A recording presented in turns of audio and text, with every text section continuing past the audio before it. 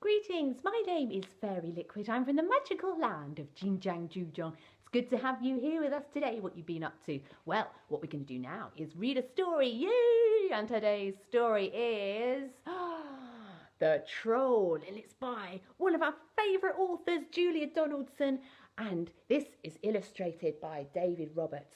So are you ready to read it? Here we go. There once was a troll who lived under a bridge. That's where trolls are supposed to live. Meanwhile, far out at sea, there were some pirates who lived in a ship. That's where pirates are supposed to live. Trolls are supposed to eat goats, but no goats ever came trip-trapping over this troll's little bridge, so he ate fish instead. One morning, he heard a faint noise on his bridge. Up he popped, and he said what trolls are supposed to say, which is, "Who's that trip-trapping over my bridge?" I'm not trip-trapping, I'm scuttling, said a tiny black creature. and I'm a spider. "Oh, bother! I thought you were a goat," said the troll. No, goats have fur, said the spider. "Never mind, I'll eat you anyway," said the troll. "You'll make a nice change from fish." Oh, please don't eat me, said the spider. Why don't you go further down the river to the next bridge? It's a much better bridge for goats. Right then, said the troll. So he packed up his frying pan and his cookery book and off he strode.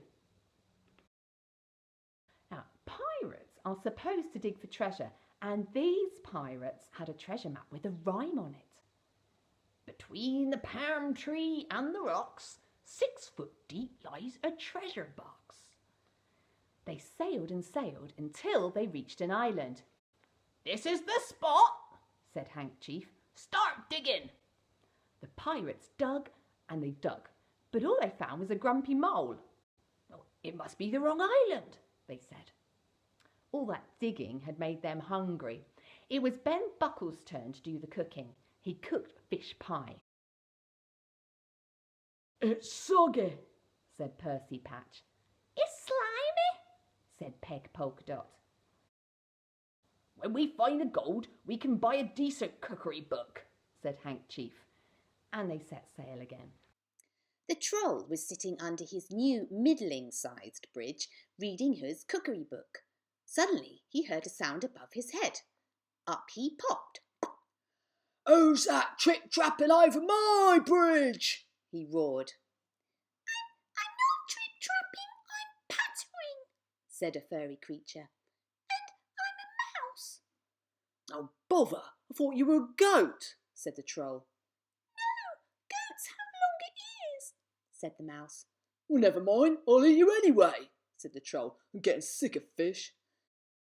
Oh, please don't eat me, said the mouse. Why don't you go down to the next bridge? There are goats trip-trapping over that one all the time.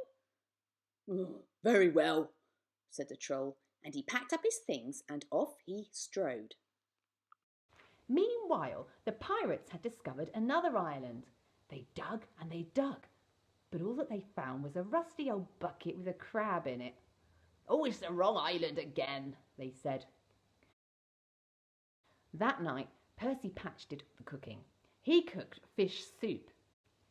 "It's burny," said Ben Buckle. It's briny, said Peg Polka Dot.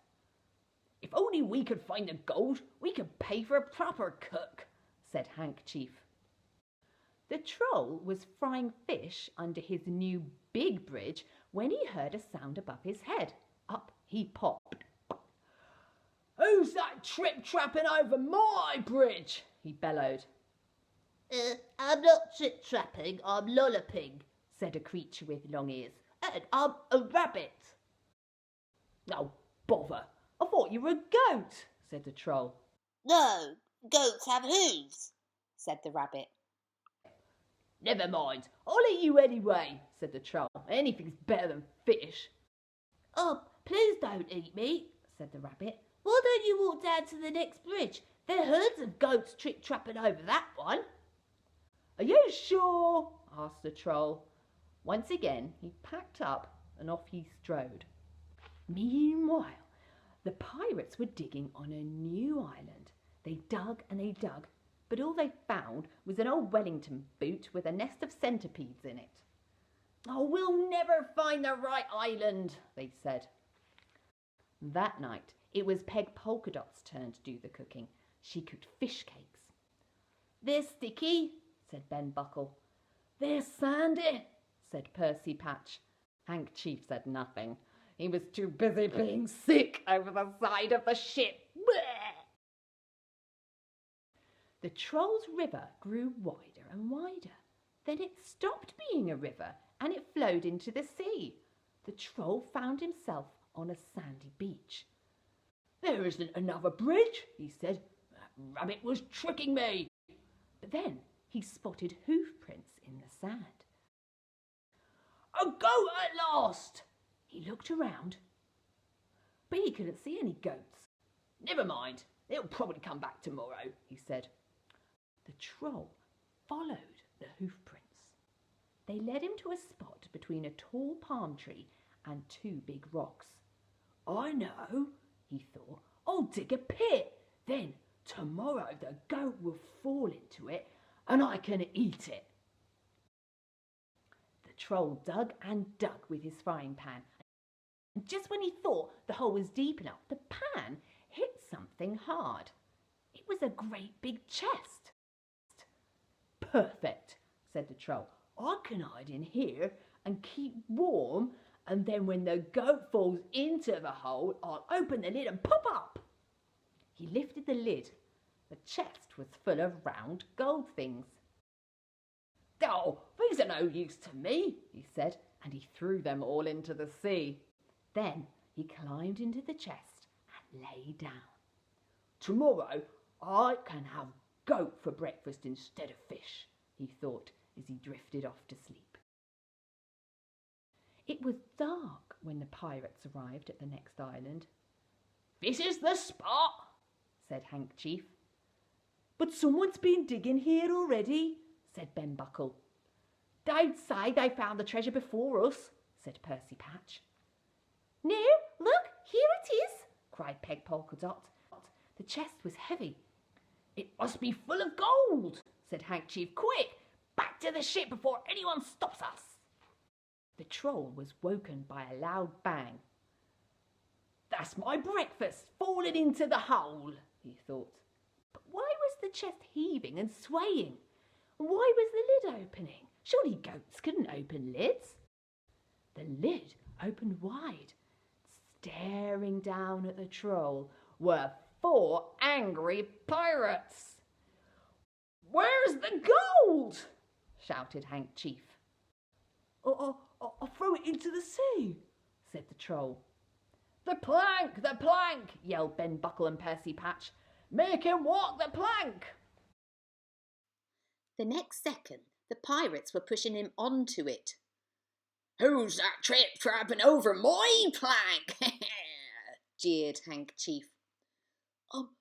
I'm not trip-trapping, I'm shuffling," said the Troll in a very small voice. "And I'm a troll." He reached the end of the plank. His knees were knocking. "Jump!" yelled the pirates. But just then Peg Polkadot came running up. "Wait," she cried, "I found something else in the chest." In one hand she held the Troll's frying pan, and in the other hand she held his cookery book. "Stop!" called Hank Chief. He looked at the Troll in a new way. "Can you cook?" he asked. "Yeah," said the Troll. And "Yeah!" shouted the pirates. "Then you can stay," said Hank Chief. "Thank you," said the Troll, and he shuffled along the plank. "When shall I start?" "Now," said Hank. The pirates showed the Troll the ship's kitchen. The Troll grinned. He turned to his favourite page in the cookery book. "Shall I make us a nice goat stew?" he said. "Goat? Goat? But pirates don't eat goat," said Hank Chief. "We want what pirates are supposed to eat." "What's that?" said the Troll. "Fish!" said the pirate chief. Ha ha! He got what's coming to him, didn't he, that naughty old troll? And those naughty old pirates too. Well, I hope you enjoyed reading that. So that was Troll by the author of The Gruffalo, who we know well, Julia Donaldson, and illustrated by David Roberts. What a brilliant book! Well, if you want to read some more, you can click on the links below. Or if you want to have some party games and some fun, you can click onto another one of my movies.